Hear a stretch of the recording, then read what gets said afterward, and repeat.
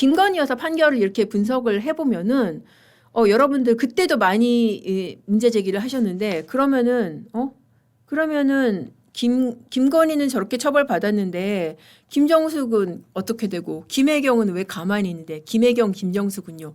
그 의문 당연히 나오실 거라고 생각이 들고요. 그 부분 한번 제대로 짚어보겠습니다.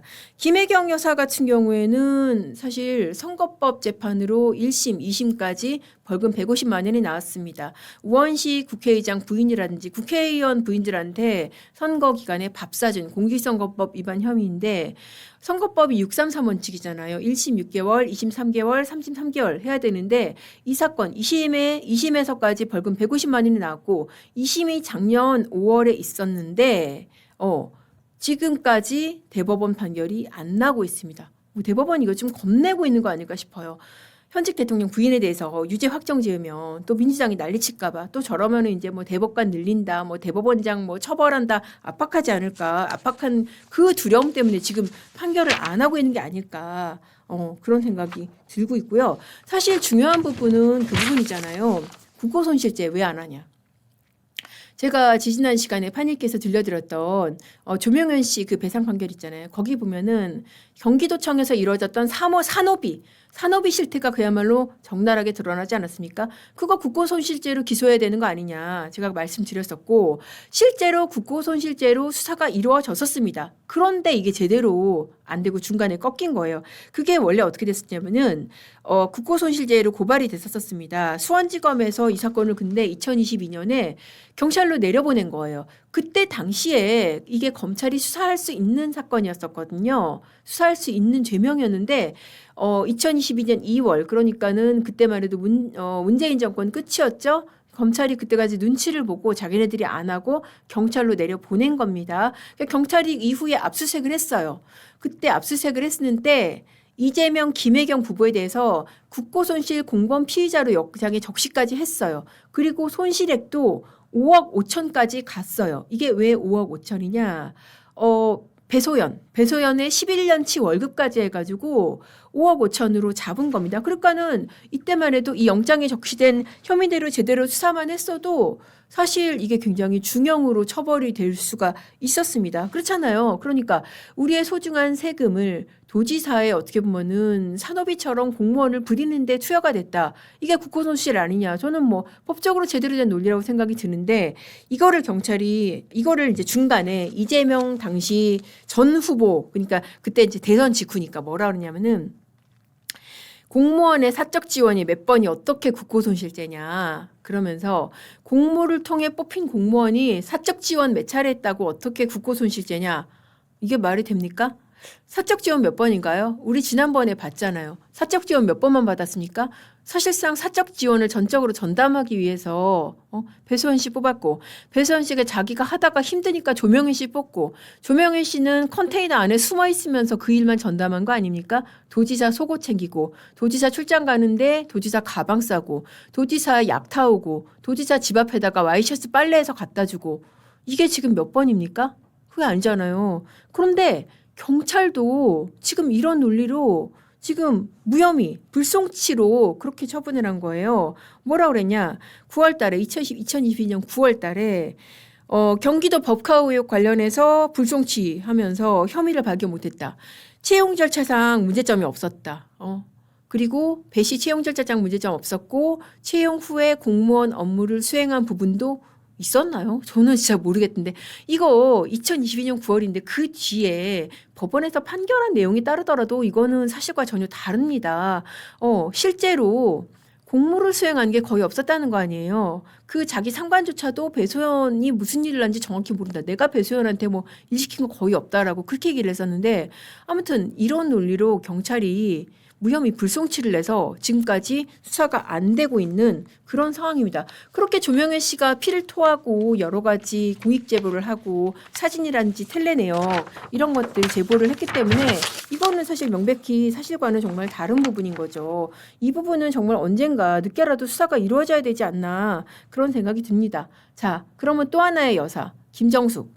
김정숙 여사 같은 경우에 그야말로 저는 이거는 권력을 동원해서 자신의 비위를 덮은 그런 상황이 아닐까 싶습니다. 자, 경찰도 이 수사를 얼마나 뭉갰냐면요. 서울청에서 관봉권 우리 사진도 봤잖아요. 관봉권으로 옷값 낸 거 사진도 있고 여러 차례 보도 있지 않았습니까? 관봉권이라는 건 그야말로 새 돈이잖아요. 그러니까 소위 우리가 지금 짐작하기에 특활비로 내려주는 거 이거 옷값으로 쓴 거 아니냐. 그렇게 추정될 수 있는 정황의 사진이라든지 여러 개를 확보를 하고서도 이거를 작년 7월에 증거불충분으로 무혐의를 냈어요. 말이 됩니까? 서울청 반부패수사대가 원래 이런 거 전문으로 한 데인데 이거를 갖다가 3년 5개월 동안 계좌 압수수색 한 번 안 하고 소환 조사도 한 차례도 안 하고 그러면서 증거 불충분으로 무혐의 처분을 했습니다. 물론 여기에는 뭐가 있었냐? 봉인을 했었죠. 문재인 정부에서 어떻게 했냐? 그러니까 옷값과 관련된 특활비 사용 내역에 대해서 법원이 정보 공개하라고 판결을 했습니다. 그래서 정보 공개해야 돼요. 근데 안 하고 있었습니다. 그러다가 2심쯤에 이제 정권이 바뀌고 하면서 문재인 청와대가 끝날 때가 되니까 어떻게 되냐? 이거를 대통령 기록물로 봉인을 해버린 거예요. 그러니까 여기서부터 그야말로 정말 그 시멘트를 부어서 덮어버린 거죠. 그렇게 해서 수사가 좀 지연된 측면도 있고 아무튼 그걸 감안하더라도 서울청 그러니까 경찰이 이거 직무유기를 한 거죠. 그러니까 검찰이 보다 못해서 어떻게 했냐. 작년 11월 29일 날 이 김정숙에 대해서 재수사를 경찰에 요청을 했습니다. 이게 너무 이상한 거예요. 왜냐하면은 사실 관봉권으로 산 옷이 당시에 드러난 언론 보도로 드러난 정황만 해도 뭐 한 번에 3천만 원이 넘었다는 것이고 드러난 옷의 벌 수만 해도 왜 네티즌들이 모자이크한 거 179벌이 아니라 그거보다 훨씬 더 300벌. 300벌이 넘는다는 것이죠. 관봉권으로 구입한 거는 3천만 원이 아니라 1,200만 원. 드러난 것만 1,200만 원이 넘는다는 것입니다. 자, 그리고 이렇게 관봉권, 그러니까 특활비로 의심되는 이런 돈들에 대해서 목적 외로 쓰게 되면은 이거 박근혜 정부의 국정농단에 대해서는 뇌물죄로 처벌했었어요. 누가? 그때 국정원장이 대통령한테 이 특활비를 준 부분에 대해서 뇌물죄하고 국고손실죄를 적용해서 처벌을 했었습니다. 자, 이렇게 보면은 정말 사법부가 진짜 보수 정권에만 가혹하고 진보 정권에는 한없이 너그럽고 손을 놓고 있는 그런 상황이 아닐까 싶은 생각이 듭니다. 그래서 김정숙 사건 같은 경우에는 저는 언제라도 좀 봉인 해제될 여지가 상당히 있다고 보입니다. 왜냐하면은 지금 김혜경 여사 같은 경우에는 현직이잖아요. 근데 김정숙 같은 경우에는 사실 이게 지금 전직이기도 하고 또 친문과 친명의 갈등에서 이 사건이 재점화될 가능성도 저는 얼마든지 있다고 봅니다. 일단 당시 뭐 문재인 재판 둘러가고 여러 가지 상황들이 친문과 친명의 어떤 본격적인 대결로 이어진다고 한다면은 이 사건도 다시 들여다볼 수 있지 않을까 싶습니다. 자, 그리고 뭐 어제 그리고 엊그제 그러니까는 김건희 여사 판결 난 날에 권성동 의원도 징역 2년을 받았어요. 저는 근데 이 사건에서 이제 기가 막힌 포인트가 뭐냐면은 권성동 의원의 금품 수수 사실하고 똑같은 시기에 진술을 받았었습니다. 누구? 전재수. 전재수는 지금 부산시장 나간다고 선거운동 할 태세를 보이고 있잖아요. 근데 이 권성동 의원에 대해서는 이렇게 정말 일사천리로 수사가 이루어진 두 사건의 속도를 좀 비교를 해보겠습니다. 자, 권성동 의원에 대해서 엊그제 1심 징역 2년이 났습니다. 자, 이 사건 언제 불거졌냐? 2025년 8월에 언론 보도가 났죠. 그러니까 권성동 의원이 통일교 쪽에서 뭐 1억 받았대더라. 그러면서 이제 관련 증거로 무슨 뭐 택배 아저씨 진술 뭐 이런 게 있대더라. JTBC에서 막 나오고 막 그랬잖아요. 그러자마자 바로 9월 달에 중순에 구속영장 신청을 했고 이거 받아들여져서 영장까지 발부가 됐습니다. 그리고 구속 기소 돼가지고 바로 엊그제 1심에서 징역 2년이 선고가 됐습니다. 자, 그러면은 전재수는 어떻게 됐나 보시길래요?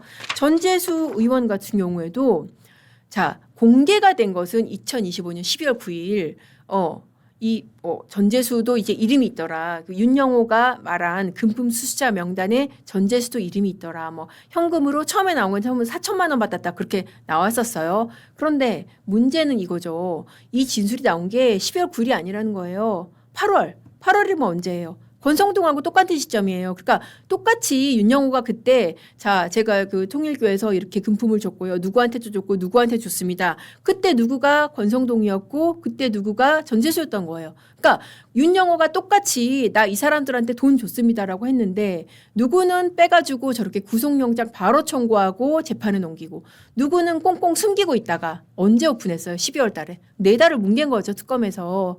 김건희 특검에서. 그러면서 12월 달에 일어서야 12월 초에 일어서야 이거를 국수본에 경찰에 넘겨버린 거야. 그럼 왜 그렇게 꽁꽁 숨겼냐? 우리 수사범이 아니어서 수사를 안 했대요. 이게 말이 됩니까? 어떤 거는 수사범이 아닌데도 지금 별건 수사 얼마나 많이 했어요. 아니 김건희 특검이 수사한 것 중에서 정작 김건희 여사하고 관련된 거 절반도 안 되는 경우 많잖아요. 그런데 이거는 수사범이 아니라는 이유로 전재수 건은 그대로 꽁꽁 싸가지고 있다가 12월 초 돼서야 경찰청에 던져준 것이고 이렇게 되니까 어떻게 되냐. 당장 공소수요가 문제가 되는 거죠. 이 전재수 같은 경우에 이게 직무 관련성이나 대가성이 없으면은 그냥 정치자금법으로 되면은 시효가 2025년 끝이면 2025년 말이면은 그야말로 만료가 돼버리는 거예요. 그래서 뭐 경찰이 수사를 하긴 했어요. 뭐 전재수도 부르고 압수수색도 하고 하긴 했는데 결국 이 시효가 간당간당한 상태에서 지금 전재수는 지금 어떻게 하고 있어요? 뭐 지금 장관직만 던졌지만 뭐 앞으로 좀 있으면 있을 지방선거 출마한다고 지금 출마 태세를 보이고 있지 않습니까? 이런 식으로 누구는 거북이, 누구는 토끼 정말 너무나 대조되는 이 수사 속도를 보여주고 있습니다. 그러니까 이래서 진짜 정권을 뺏기면은 이렇게 된다. 이렇게 불공정하고 이렇게 노골적인 편파 수사를 맡게 된다는 게 정말 이 사건에서도 보여지고 있습니다. 뭐 국힘이 특검을 고발을 하기는 했습니다. 뭘로 고발을 했냐면은 직무유기. 특검 이거 직무유기 아니냐. 그래서 직무유기로 고발을 해서 이 사건도 지금 경찰에 가 있는데 사실 본 사건도 제대로 안 하는데 과연 이 사건은 제대로 할까 그런 의구심이 많이 듭니다.